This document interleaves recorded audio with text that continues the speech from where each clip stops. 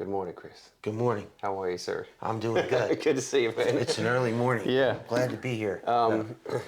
Welcome, everybody, to the Business Builder Podcast. I have at the studio right now today the man, the most interesting man of the chapter, Chris Bavosa. I don't know about that. I think so, dude. Maybe the dirtiest guy. And we're going to get into Chris's story here. Thanks for joining us again. So, Chris, give us a quick, brief rundown who you are and what you do. So I do pest control. I love it. I'm outside most of the day. I'm in and out of houses, meeting interesting people, solving interesting problems. I'll say. Yeah. So it's been a fun journey. I've been in this industry over 25 years. Started in South Carolina, worked for a national company there, and then started my own thing.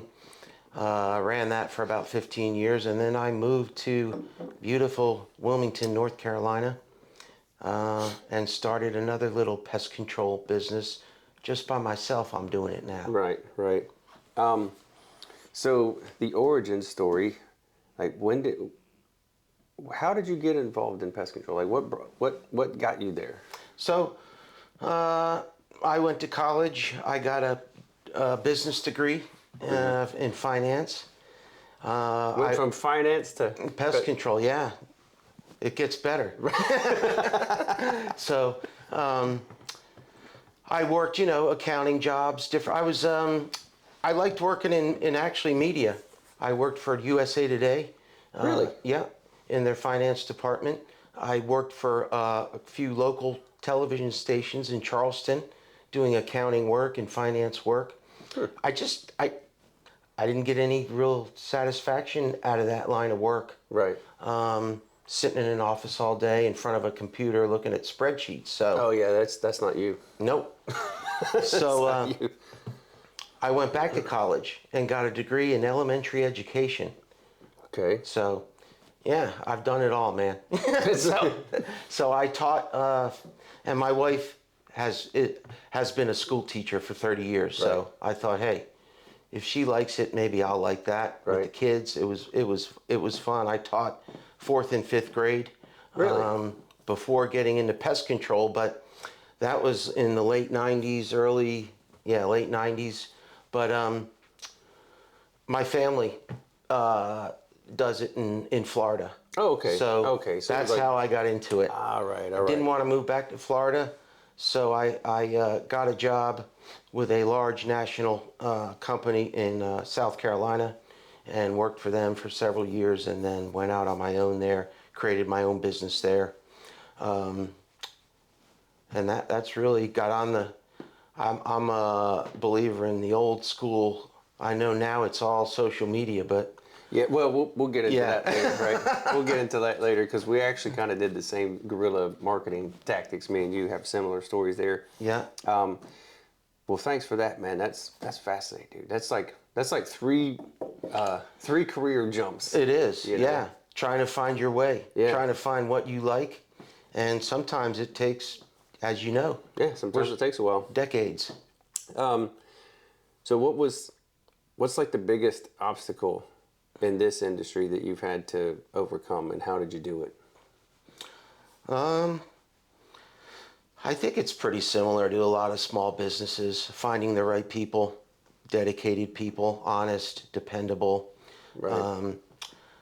Again, I kind of combined my... I didn't have an accountant. I didn't have any office help when I started my business. So I kind of combined the accounting business with the teaching. Right. When I hired a new guy or a new woman, I spent a lot of time with them in the field, teaching and training. So making it rewarding for them. But it's challenging, especially in this line of work. Yeah. Not everybody grows up, their dream job isn't crawling under houses for 20 years, right, looking for termites and roaches. Right. But hey, I enjoyed it, and that's probably the biggest obstacle is finding the right people and spending the time to train them and get them on board. Yeah, I mean, we were just talking before this, and same thing with me, like, and with the gym business, it's, getting people on board, getting them up to a point where they can take it and run with it, and then if something happens on their end, then you're short a person. Right. And actually, Robert Harmon, he mentioned something similar too. It's like getting, it's so important, especially you'll get to a point where your finances are such that you can now hire something out. Yeah. But it's still that part of hiring something out is like you should spend hire slow and fire fast, right? And I think that's one of because you're not the only person that said that. It's like, I think if you're an entrepreneur, the journey of an entrepreneur is that you start to realize, okay, I can't do all the stuff, and I don't want to do all the stuff. Right. But then if you get somebody to do the stuff that you don't want to do, it's like, man, I hope that person is going to be good for you. So you then have to learn how to vet people, Well, and I think this may be a good tip that I kind of stumbled upon when, let's say you were interested in doing pest control. Say, okay, Justin, we're going to do a working interview. Right. I'm going to pay you for the day. Right. And you're going to ride with me. And at the end of the day. Oh, that's a good idea. Yep. At the end of the day, we're going to sit down and have a candid conversation as to whether or not this is something you want to do. Yeah. It was a working interview. Sometimes. That's a good idea. Sometimes at the end of the day, they're like, nope. Yeah, and no hard feelings. Yeah. Here's your pay. pay. You got paid, you did some work, whatever. And sometimes it was, yeah, man, this is awesome. So I kind of stumbled upon that, and I really used that as an interview process. And that's a really good idea. Because it doesn't cost you much. That's right. And you can, I mean, you literally cost you just one day's worth of pay. It's a working interview. And then, instead of finding out like 3 or 4 months later that, and then you have to go through the whole process over again, and they may have done shoddy quality work, but you have to go back and fix or whatever. Well, and sometimes, I'm not sure. Yeah. Let's do another work. Right. And most of the time, these guys were working another job and thinking about switching, so they would take a day off, or we'd do it on their day off, and they'd either ride with me, or I did, termite jobs or cleaning out crawl spaces where it was the whole group of guys. Yeah. And everybody got to do it. I try and, I do a lot, like referring it back to sports. Yeah. A team sport. Yeah. Can you work with these guys? Yeah. Are they, is everybody, because, you're only as good as the guy that's helping you out. Man, I've never heard of anybody doing that before. But it makes so much sense, To me it did. Yeah, it does. It does, because you're right. It's you're hiring for being a part of a team. Yeah. And you got to know if that person can integrate into, like if you're talking football, it's like, can they integrate into the system? Right. Is this person going to be a diva, or are they going to be causing drama in the locker room or off the field or something like that? Wow, that is something new. I've done a lot of podcasts, man, but I don't think I've ever heard anybody say something like that before. There you go. This is why we learn, Business folks. builders. Yeah. We're trying to help people out this here, is right? for you, Yeah. not for me, because I'm like, wait a second, because I'm always searching for something that I can use. Yeah. And because I'm like, all right, if I can use it, well, somebody else might be able to use it. But you Exactly. won't know it unless you talk to people. And you can also get feedback from your guys who have worked with, like I was fortunate, I had a core group of guys that worked with me for 10, 12 years. Oh, nice. Yeah. Yeah. And you get feedback from them. Yeah, this guy was awesome. He's a team player, helps out, hard worker. And then you get the reverse sometimes. So. Yeah. You're like, don't let this guy come back. Yeah, so. Yeah. Well, but either way, you need to know. That's right. Awesome, man. Save money and time, I think. Dude, that's such a good idea. Anyway, moving on. Yes, sir. What was the moment you realized that doing pest control, you could you were said, hey, you know what? I can do this as a business or make a living out of this. Like, I can have a decent life. There's some income here. What was that turning point? Well, I did it on my own for about 2.5 years. And, I started on the guerrilla marketing on a mountain bike with 40,000 flyers in a backpack, just all day long. Yeah, That's- 8-10 hours a day. Yeah. And I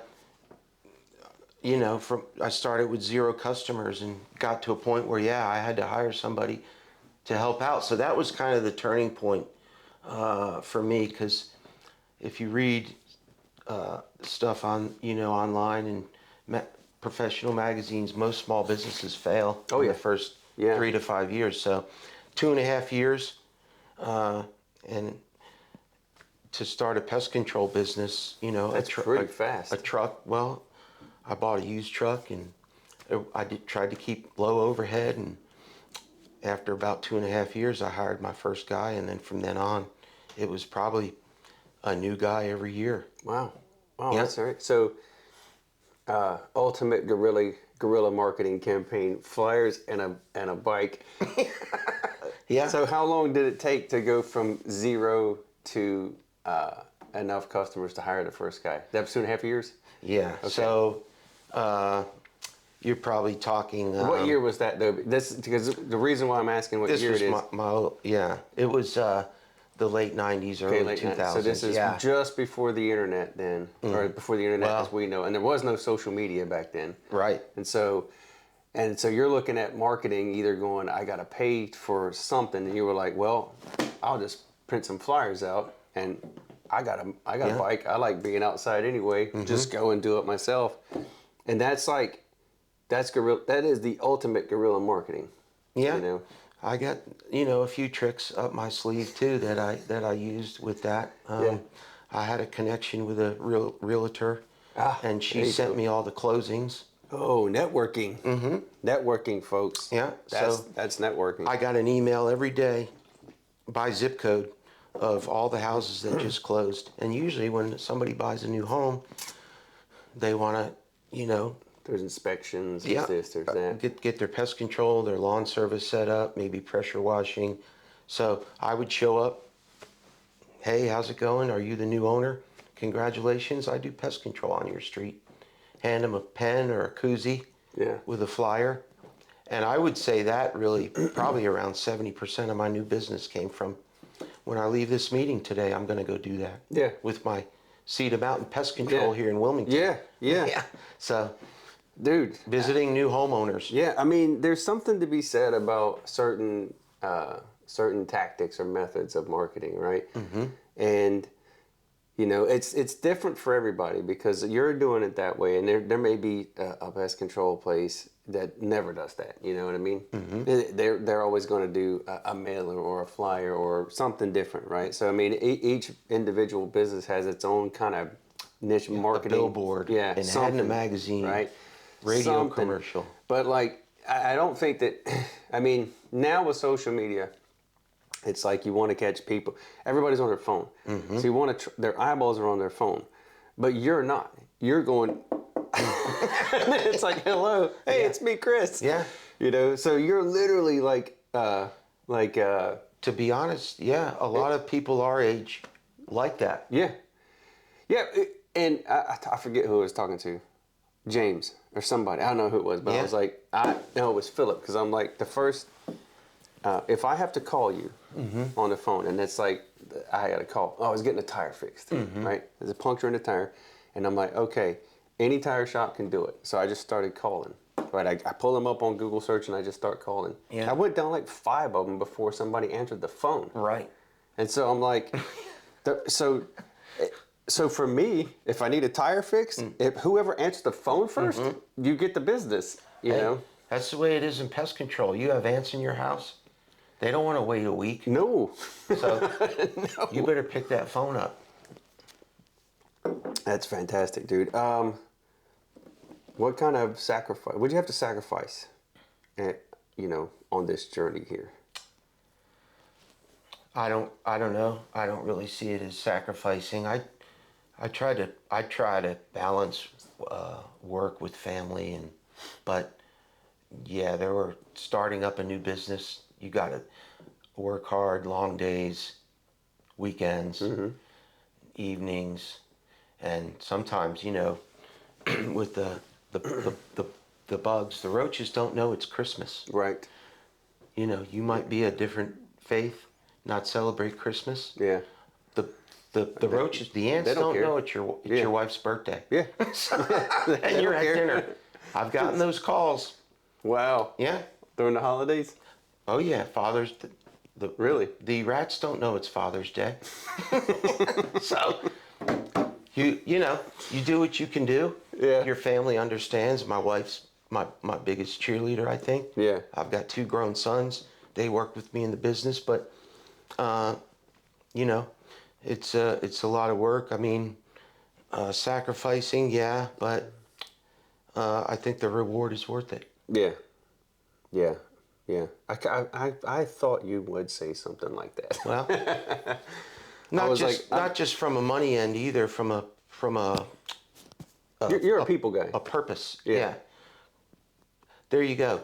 Yeah. I'm at your house if you sign up for pest control, I'm at your house 6 times a year. Mm-hmm. I get to know you, your wife, your kids, your dog. Yeah. I even, when you do service for somebody for 5-10 years, Yeah. you see their kids grow up, you get invited to, believe it or not, family weddings. I mean, you're a Really? pest control guy. Yeah. Well, you see it all. Yeah. You see the good, the bad, and the ugly in the house, around the house. So, and your secret's safe with me. Cool. Because I've been around your house. I have mosquito layers. What about a time where what you've done for somebody has made a significant impact on their life? Like something, not necessarily life-changing, but certainly, something that was just so it changed their day or made their month or something like that. So, again, my business is new here in Wilmington, but when I had my business in South Carolina and I did get a little bit successful with it, I used to like to give back to the community. Mm-hmm. I sponsored a girl to go to the World Trade Center for the Junior United Nations. Oh, yeah. Yeah. It's like a middle school thing. Oh, that's awesome, man. Sponsored her. I used to, sponsor little league teams.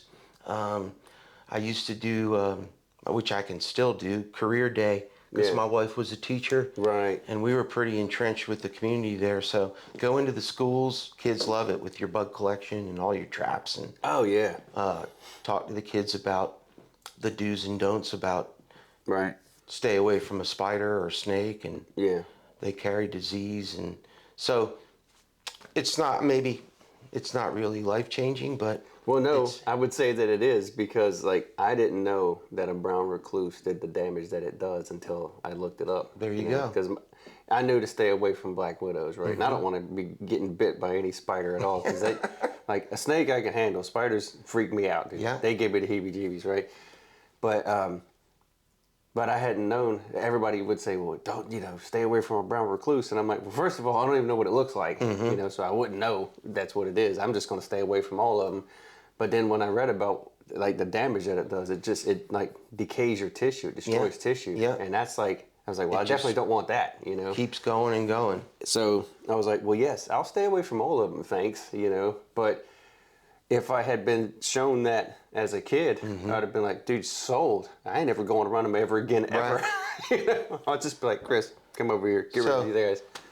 Yeah, I mean, if you give back to the community, I think it comes back to you in different ways: personal, professional, financial. But my son my younger boy he just graduated University of Georgia, and he was in a group, a melanoma fundraiser right. that they have, and they do a big number of bands at the university. So, oh, that's cool. And man. I wasn't in Georgia at all, but I did a sign there and donated awesome. money to the cause. So, I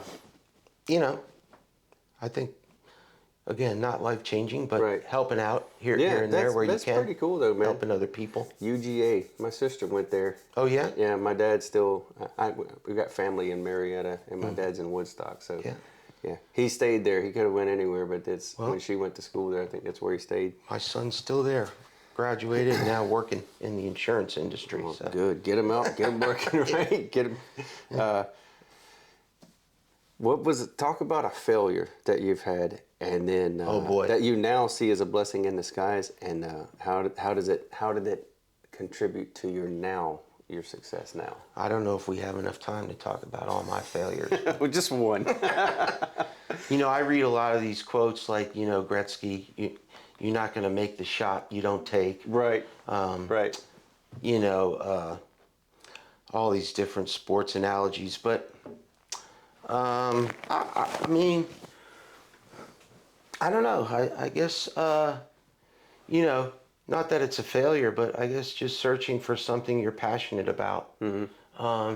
And the ability to trust yourself and to make mistakes. And to realize it was a mistake and to think about how you can do things better. Right. Yeah, you're right, because a lot of people don't do that. A lot of people either they'll get analysis paralysis where they don't want to make any mistakes at all, so they do nothing, mm-hmm. or they don't learn from their mistakes, which is both of them are bad, but I don't know which one's worse. So if you keep making the same mistake over and over and over again, and you're an entrepreneur, will never be successful. You have to learn. You have to learn from it and figure and adjust. That's the key. Change. Yeah.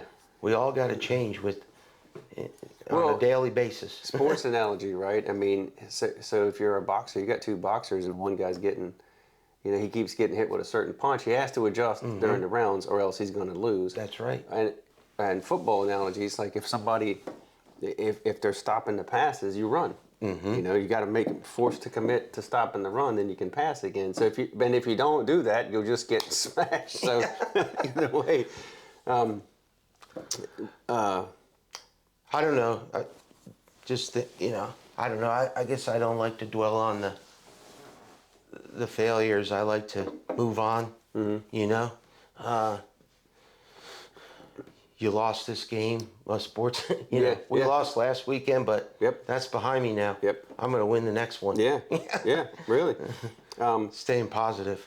What about an unexpected success? Good grief. Every time I try to say that, I have never had problems saying any words until I sit down in front of this. And I did it with joy. I did it with, every time I say it, it's like, unexpected success. There you go. Did it.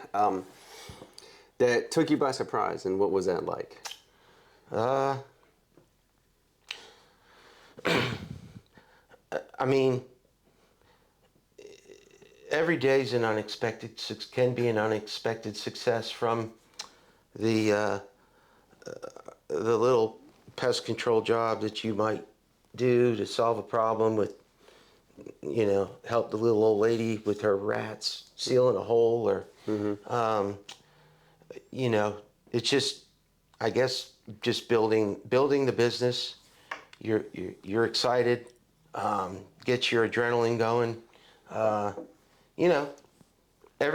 My first 2 years, every day was unexpected. Yeah. This thing's growing. It's working. Yeah. Everything from accounting software to routing software to customer management, all that stuff. Changing, building your business and finding better ways to do it through technology, through my interactions with other. You go to yearly, believe it or not, you go to a yearly Pest Bugman conference. It's amazing what you'll see. Yeah. We have them every year in every state. Yeah. Sharing ideas. Yeah. There's a lot of nice people out there that will share their ideas and with you and talk about failures and success. Right. So I try and lean on that. That's a good way to look at it, man. Yeah. What about the emotional journey? So give us an example of when you felt, I'm on top of the world, and then the other when you're like at the bottom of the well. If there is one. Yeah, I don't know. Because again, you just said you didn't. I try and stay pretty even keel. I'm a. You're that. I try and stay pretty mellow. I try not to. I try and teach instead of yell. Mm-hmm. But I guess COVID was tough for everybody. Right. That was sort of emotional. But what I forget what it was called or required during that time. Anyway, pest control was considered one of those businesses. Oh yeah. That could stay open. Okay. Yeah. And you know what? We thrived. Yeah. Because everybody was sitting at their house looking at all their bugs. And Right. They're like, come over here. hearing weird noises. So, yeah, to be honest with you, I had a good group of guys, and we worked through it with the masks and being careful and Right. working through that situation. But that was an emotional roller coaster for everybody. Yeah. Yeah. Yeah. Still is. Yeah, dude. I just went to the grocery store yesterday to pick something. Me and my son were making nachos, right? I was like, we're having chicken nachos tonight. Anyway. And the person who rang us up was wearing a mask. And I'm like, okay. Yeah. I'm like, I hear you. You do you.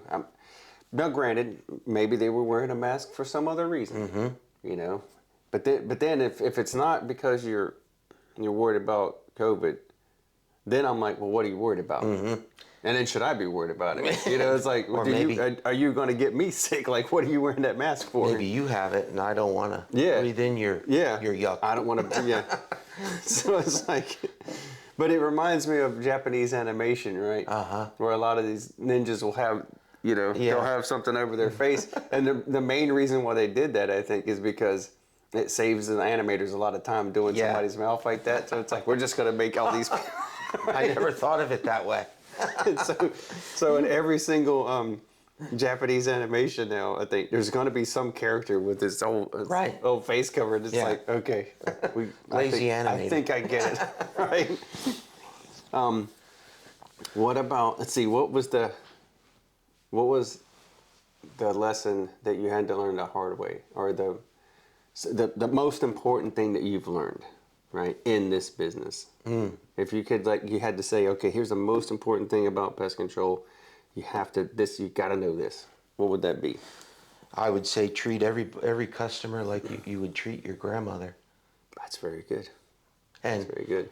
And run your business. Don't let your business run you. Oh yeah. Because we should all get there. Because your business is your little baby, but you could be missing out on other things. Your son's baseball game. Yeah. Different trips, holidays. So again, I try and keep things in perspective again, because there are people that are workaholics. Yep. 24/7. That's fine.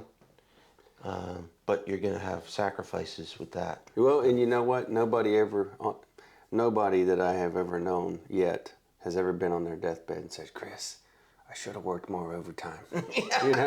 Nobody ever says that. You know what they always say? Because I was listening to this podcast about a dude he worked in hospice, and he sat with 1,000 people taking their last breath. I mean, think of what that would do to you psychologically. You sat there, and 1,000 people are holding your hand, and you watch them take their last breath. And he said that none of them have ever said they wanted more of anything except time. Or, it's like, I wish I had more time. Well, what's the time for? To tell my son I love him, to tell, so-and-so that I forgive them, or to tell them I'm sorry for that thing that I did and I want them to forgive me, or whatever. It was never, I should have bought more Bitcoin. Right. I should have added more contacts to the CRM. You know what I mean? It's like they want the time with their family. And, I'm 52 now, so my mom's in her 70s, my dad's in his 70s. And so now looking at it, it's like knowing, for ourselves, we're not going to last forever, and then our parents aren't going to last forever, and so you see it differently than you do in your 20s. Because in your 20s, it's like Mick Jagger said, "Time is on my side." Yeah. Well, it's not on our side anymore. No. We can see the end of the roller coaster ride, and so it becomes a very important task to allocate that time and spend that time wisely. Yeah, exactly. Because that's the thing you can't get back. You can't get time back. Right? I can make more money. Yeah. I can do X, Y, Z. I can eat another steak. In fact, it's my mother's birthday today. Well, happy birthday to her. She's 81. Wow. Yeah. Nice, man. Very good. But she's like an Olympic gold medalist, my mother. Yeah. She still does it all. Up and about. Gardening. Hey. Cooking, all the great stuff. So. I think when you slow down or when you stop being active, I think that's when you really start to decline for a lot of people I've seen. I agree. What's some behind the scenes? Good grief, there's probably so much. A behind the scenes anecdote that people would find funny or interesting. And I already know there's plenty there. Yeah. Stuff that. Not something that you can't talk about or won't talk about, but something that you can talk about. I mean, I'll talk about anything. I mean, funny stuff. I could be up in this attic here and fall through your ceiling. I mean, I've done that. Done that before. So,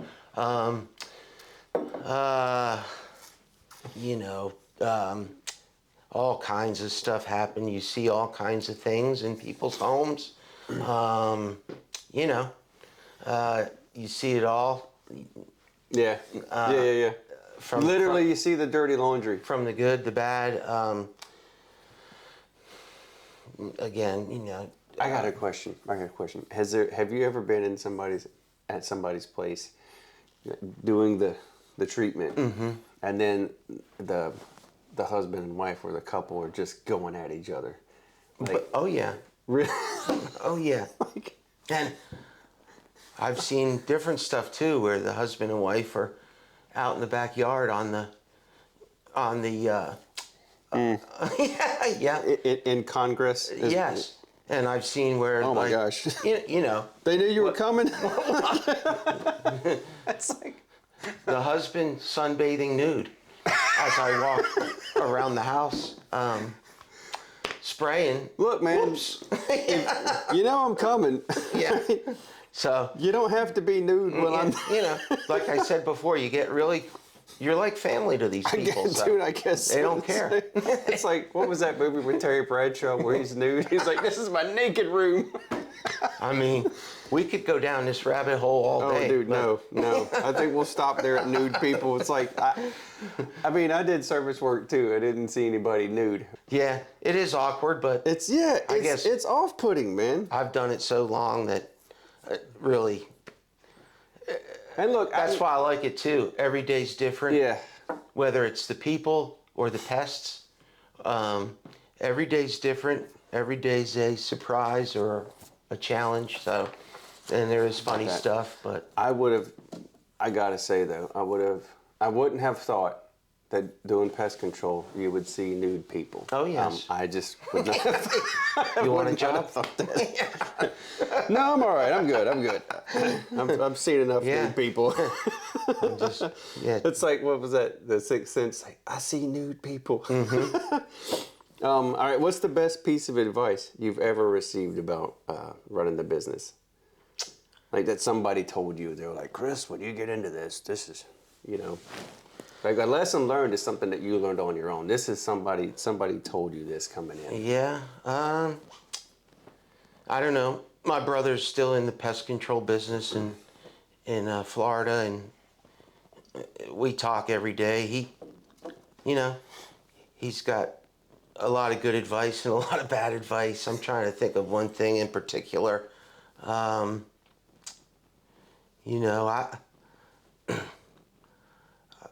don't know.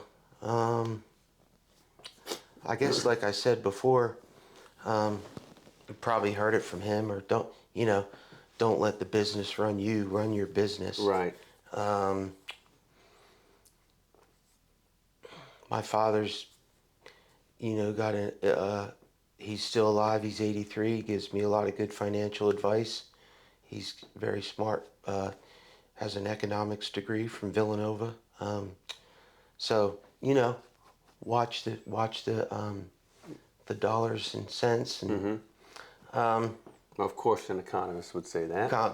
Right. Combination of everything. I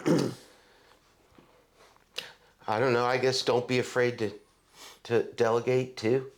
Get out of your own way. Yeah, that's a good one, man. Because, oh man, especially if you're a control freak, you don't want to give up anything. Yeah. Dude, you can't. I don't see how people can do it. If I couldn't do that. Yeah. I mean, dude, I'm in a spot now where I'm like, I want to delegate so bad. I just don't have people yet. Give me some people because I don't want to have to do everything. Well, and then you roll into the next problem. You got to do your working interview, and you got to find the right person. Honest, dependable. I'm going to do, hopefully, for the gym here, I'm going to do a working interview possibly tomorrow. Good. And, but I got a feeling, I mean, I already know the person. But it's just going to be, kind of working out some of the bugs or whatever. Bugs. So I know what you want to do with this, but it's a question. I'm going to ask it, even though I know the answer. But the evolution of the brand. So where do you see this going? Or how about this? Instead of that, are there aspects of the business today that you never would have imagined from the start?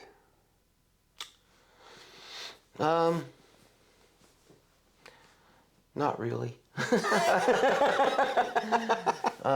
So that's either because I worked for I ran a branch for a large national, 25 guys, 4 secretaries. There's surprises every day with that, but and I went on my own. I don't know. I can't really think of anything off the top of my head here that would be. Again, you got to stay flexible, roll with the punches. What Rocky say? It's not how hard you get hit, but how hard you can get hit and still get up. Yeah. My brother's a big Rocky quote guy too. So life isn't all sunshine and rainbows, whatever. He doesn't say, "You're a bum rock." Who has supported you the most on this journey, and how has that influenced your success? I would say my wife. You know what? I knew you were going to say that. Yeah. But good though. Good. Yeah. I say good on that. 33 years she's been with me next week. Absolutely, man. I mean, how many people do you know that could say that? Hey, my parents have been married over 60 years. I think it's 1% of all marriages last over 60 years. It might be less. Yeah. So, yeah. My mother's a saint. But I think though, if you can say that, I think you're in some rarefied air. Thank you. Yeah. No, I celebrate it, man. I mean, look, the longevity of long relationships, marriages in particular, it's a piece of something bigger, right? And I really do. I like to see it. I want to see people win, because there's not a lot, you know what I mean? Especially if we're talking marriage and divorce. But so when I meet somebody or a couple or some people that have gone through this the length of time and gone the distance, and I revere that, and I think that it's an example, and there's so few people who can truly say, the person that's been in my corner for 30 years, for 60 years is my wife or my husband, even people that have been married that long, how many of them would say that? Yeah. Well, she has though, like it's a blessing. She's really easygoing. I'm a details guy. Yeah. She's a worldly kind of thinker. She's less detail. Yeah. Yeah. So starting out, she helped me a lot with every phase of the designing the logo to keying in all my customers, and then I finally.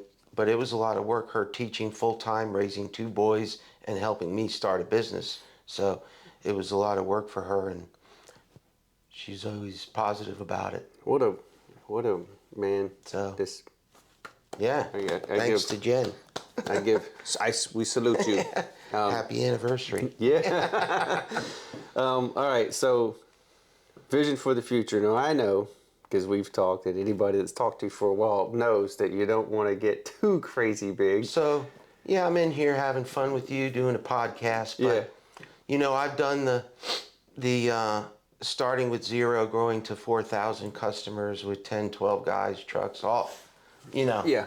And I don't know, not to sound lazy or unmotivated, but I want to spend more time with the family and the wife and enjoy. And I enjoy this. I want to have time to do stuff like this. Yeah. So I'm not looking to go nuts and I'm really just helping people, helping other business owners, making new friends here in Wilmington. Yeah. Enjoying other people, and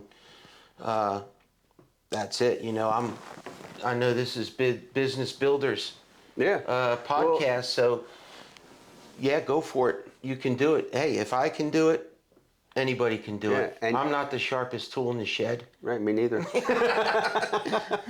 I'm not the dullest one, but I'm sure not the sharpest. But yeah, like already, I mean, I think the biggest takeaway for me so far is that working interview, man. I mean, it's just what a concept. And like maybe there's people that do it. Maybe there's companies that kind of integrate some of that, right? But just the way you're talking about doing it, it's like, dude, we're on the field, man. We're going to, you're trying out for a spot on this, just like tryouts. It's it. It's not an internship.